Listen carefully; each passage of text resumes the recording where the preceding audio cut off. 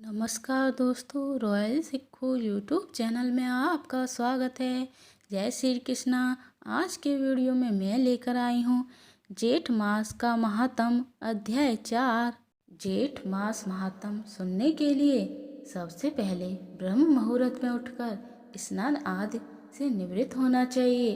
फिर भगवान विष्णु की पूजा करनी चाहिए और उनसे संबंधित कथा सुनते हुए फिर जेठ मास महात्म का पाठ करना चाहिए। ऋषि लोग कहने लगे कि हे स्कंद जी, आपने अभी पंचांगी साधन व्रत का वर्णन किया था। अब आप कृपा करके यह कहिए कि किसी कार्य की इच्छा रखने वाले अपनी कामनाओं की समृद्धि के लिए इस व्रत को कब करें और इसकी विधि क्या है। जिस प्राचीन व्रत के प्रभाव से गिरजा पार्वती जी शैव पद को प्राप्त हुई और इसका पंचांगी साधन नाम कैसे हुआ, सब वार्ता आप हम लोगों से कहिए। स्कंद जी कहने लगे कि हे विप्रो, पूर्व समय में जब श्री शिव जी भगवान ने कामदेव को भस्म कर दिया, तब दीन वंदना पार्वती जी की बहुत दिनों तक शोकाकुल रहीं। इसके पश्चात अपने पिता के घर में जाकर रहने लगी, परंतु कहीं भी सुख न मिला। उस समय हिमालय की वासी ऋषियों के आश्रम में जाकर पार्वती जी ने शांति के उपाय को पूछा। इस प्रकार पूछने पर शस्त ऋषियों ने में से भृगु ऋषि कहने लगे कि हे महाभागी, तुमने अत्युत्तम प्रश्न किया है। मैं तुम्हें विस्तार पूर्वक इसका उत्तर देता हूँ।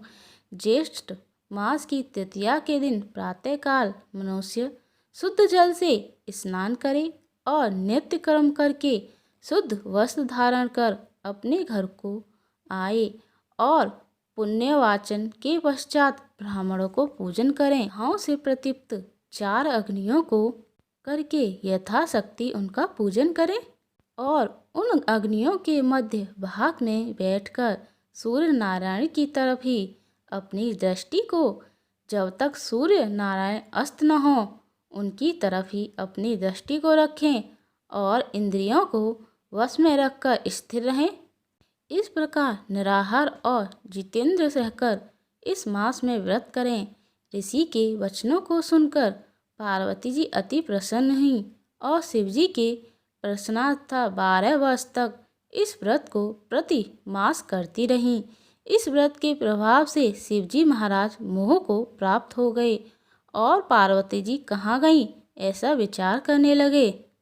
फिर उन्होंने समाधि द्वारा पार्वती जी का तपोवन में होना निश्चय किया और आप शिवजी महाराज वंचर के रूप में उमा देवी के तपोवन में गए तथा अनेक प्रकार के अमृत के समान मीठे वचनों से उमा देवी को समझाया, परंतु उमा देवी ने उनको फटकार दिया। तब शिवजी ने अपने वचनचर रूप को त्याग कर अपने को शिव रूप में प्रकट किया और पार्वती जी ने जब शंकर भगवान को देखा तो लज्जा के मारे अपना सिर नीचा कर लिया। तब भगवान शिव ने बड़े आनंद के साथ पार्वती जी को अपनी गोद में करके आलिंगन किया। इस समाचार को सुनकर राजा हिमालय भी वहां पर आ गए और शिवजी से मिलकर विधिवत उपचारों से शिवजी महाराज का पूजन करने लगे। श्री शिवजी महाराज हिमवान और तपोवन के वासियों की आज्ञा लेकर पार्वती जी को अपनी अर्धांगिनी बनाकर कैलाश पर्वत की ओर चले गए। स्कंद जी कहने लगे कि हे ब्राह्मणों, मैंने आपसे पंचांगी साधक व्रत का विधान कहा।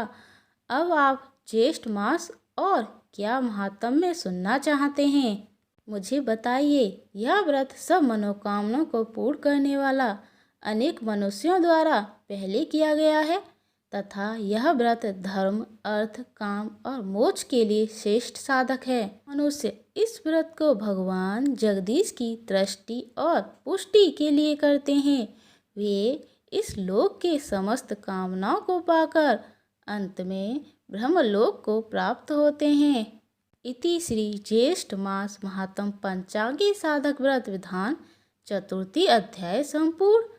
ओम हरि वासुदेवाय नमः। फ्रेंड्स, अगर आपको यह वीडियो पसंद आई तो इस वीडियो को लाइक करें और साथ ही चैनल को सब्सक्राइब करें ताकि वीडियो की नई जानकारी आपको सबसे पहले मिल सके। धन्यवाद।